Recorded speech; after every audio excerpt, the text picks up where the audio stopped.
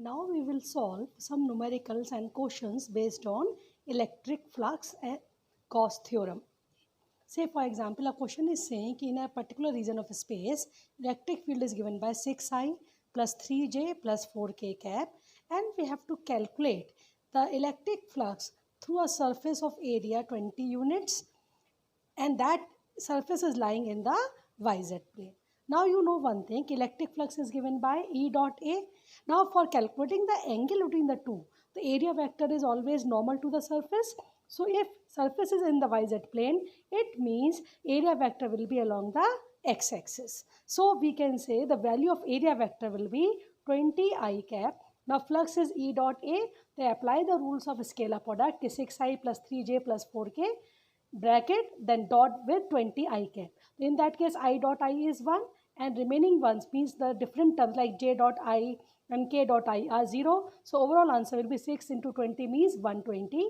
Unit is Newton meter square per coulomb. Now second question is to find the number of electric field lines originating from a given charge. So charge is given 1 coulomb. You know one thing, a number of electric field lines. If we draw any hypothetical Gaussian surface, then number of electric field line passing through that is called the electric flux. So in this case also we have to calculate the electric flux, and that we will use by the Gauss theorem. It means use Gauss theorem to calculate the electric flux, means Q upon epsilon naught. Q is given 1, epsilon naught is the standard constant, permittivity of free space. Value is 8.85 into 10 power minus 12. So on solving we get 1.1 into 10 power 11 Newton meter square per coulomb.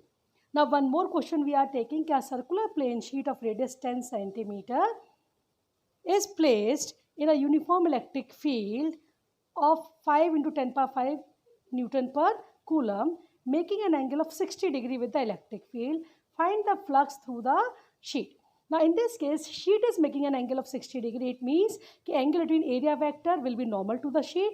The angle between area vector and electric field will be 90 minus 60 means 30 degree. And again apply the dot product, E dot A is EA cos theta. Now in this case, circular sheet, the area will be pi r square. We get E into pi r square into cos theta. And theta in this case is 30 degree. So substitute the values, and on solving we get 1.36 into 10 power 4 Newton meter square per coulomb. Now one more question we are taking. Say we are having 3-point charge plus 2q, minus 5q and plus 8q, and they are placed at the location 0a, 4a0 and minus 6a0 respectively. And the question is saying to find the electric flux through a spherical surface whose center is lying at the origin and radius is first part 5a and second part 3a. So now in this, whenever this sort of question is given, so we have to check which charges are lying inside the Gaussian surface. So when we take the radius 5a, you know 0a means the first charge and 4a0 means the second charge. They will lie inside the Gaussian surface. So applying the Gauss theorem, we get flux is net charge upon epsilon naught, or we say plus 2q minus 5q upon epsilon naught, or minus 3q upon epsilon naught. And when we take the radius 3, then only the first charge is lying inside. So we get the value 2q upon epsilon naught. Now one more question we are having. Say we are having a variable electric field which is varying only along the x-axis, and y and z components are 0. In that case, we are having a cube of side A placed at a distance a from the origin, and question is saying find the net electric flux through the cube and the net charge enclosed by the cube. Now in this case, E is given as alpha into x power half, and value of alpha is 800 Newton upon coulomb meter square. Now if you see, for first surface distance is A, for second surface distance is 2a.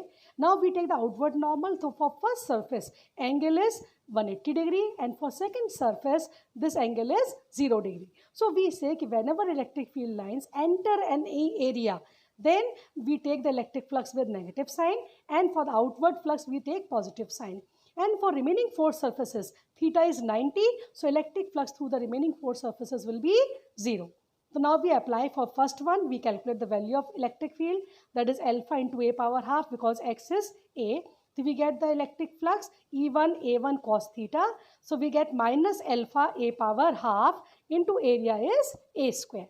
Similarly, we calculate for the second one, that is alpha into 2a power half into A square, and this will be with positive sign. So net flux will be the sum of algebraic sum of the two, and after solving we get the value. Now in the board exams normally they try to give the simpler values, and then charge we calculate by the Gauss theorem ki phi is q upon epsilon naught, the q is epsilon naught into phi. At times if you want you can leave the value in terms of epsilon naught also, because here we are having the power like 0.1 power 5 by 2, so we have splitted that in 2 plus half.